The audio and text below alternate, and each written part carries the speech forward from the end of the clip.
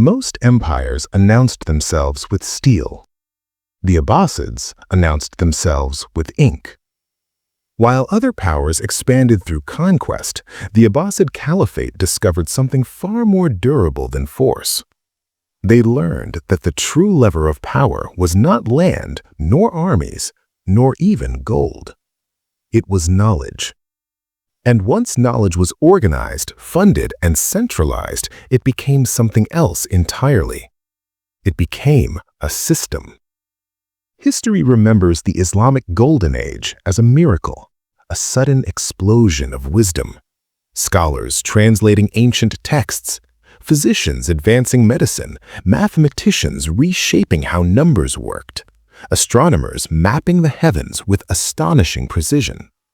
Baghdad shines in memory as a city of light, a place where books were treasured, learning was honored, and ideas flowed freely. But this memory is incomplete, because knowledge does not gather by accident. It gathers where power allows it to gather, and it flourishes where power finds it useful. The Abbasid Caliphate did not collect knowledge out of curiosity alone. They collected it because their empire depended on it. By the mid-8th century, the Abbasids ruled over one of the largest territories the world had ever seen. From the Atlantic edges of North Africa to the mountains of Central Asia, their domain contained dozens of cultures, languages, legal traditions, calendars, and systems of belief.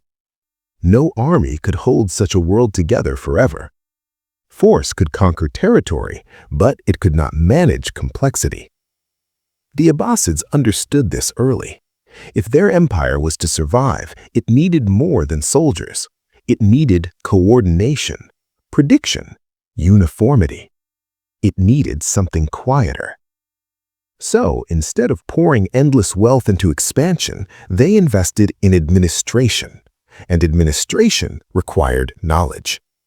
This was the true purpose of Baghdad, founded not just as a capital, but as a command center. At its heart stood the House of Wisdom. Today, it is remembered as a library, a sanctuary of scholars, a symbol of enlightenment. But in its own time, it functioned more like a state laboratory. The House of Wisdom was funded directly by the Caliphate. Scholars were paid salaries, translators were commissioned. Research was not spontaneous, it was directed. Greek philosophy was translated not to admire Athens, but to understand governance, logic, and law. Persian administrative manuals were studied not for nostalgia, but for efficiency. The Persians had ruled vast empires before, and their bureaucratic systems offered blueprints for control. Indian mathematics was absorbed because it made accounting faster, taxation more precise, and forecasting possible. Every text that entered Baghdad passed through a filter. If it could strengthen the state, it was preserved. If it could optimize power, it was expanded. If it offered no practical value, it quietly disappeared.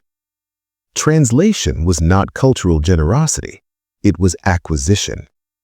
And once knowledge was translated into Arabic, the official language of the state, it became standardized. Standardization is where power begins to scale. A unified language allowed unified law. Unified law allowed predictable taxation. Predictable taxation allowed stable revenue.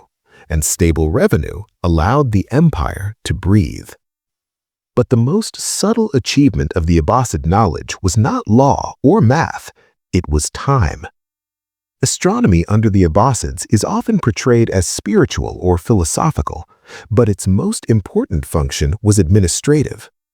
Calendars determined when taxes were due, when contracts expired, when crops were harvested, when soldiers were paid, when religious life synchronized millions of people across vast distances. By refining astronomical calculations, the Abbasids reduced uncertainty.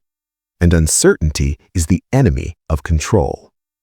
When people move according to the same calendar, the same schedules, the same expectations, behavior becomes predictable. And predictability is power without violence. This was the quiet genius of the Abbasid system. They replaced chaos with coordination. They replaced regional custom with central procedure. They replaced force with forms. A professional bureaucracy emerged, something rare in the ancient world. Officials trained in accounting, record-keeping, and law replaced local strongmen. Tax collectors carried ledgers instead of swords. Disputes were settled with documentation rather than bloodshed. Power no longer shouted, it calculated. Mathematics, once abstract, became applied. Double-entry accounting improved oversight. Algebra simplified complex divisions of inheritance and taxation. Decimals made long-distance trade manageable. Merchants no longer needed to carry gold across deserts. Credit instruments emerged. Trust networks formed. Value could move faster than metal. This was revolutionary. An empire that could move value without moving armies was an empire that could expand influence without resistance. Trade flourished, not because the Abbasids were tolerant idealists, but because trade strengthened the system. Markets generated tax revenue. Tax revenue funded scholars. Scholars refined systems. Systems stabilized markets. It was a feedback loop. A golden age, engineered. But systems always demand loyalty, and knowledge, once tied to power, stops being neutral. Scholars were free to think within limits. Funding flowed towards research that supported administration, law, medicine, astronomy, and engineering. Philosophy survived as long as it did not destabilize authority. Ideas that challenged political legitimacy, religious hierarchy, or economic order were tolerated briefly, then quietly sidelined. There were no book burnings, no mass purges, just silence. The most effective censorship is not force, it is neglect. As knowledge centralized in Baghdad, so did influence. Provincial centers depended on the capital for legal interpretation, calendars, and authority. This created unity, but it also created fragility.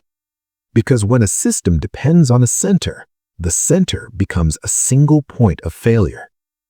As political struggles intensified, as court intrigue grew, as funding shifted from institutions to internal power games, the system weakened. Scholars lost patronage. Libraries decayed. Bureaucratic efficiency eroded. When Baghdad was finally sacked centuries later, it was not just a city that fell.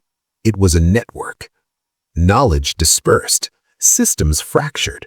The coherence that once held the empire together dissolved. The Golden Age did not end in fire. It ended in neglect.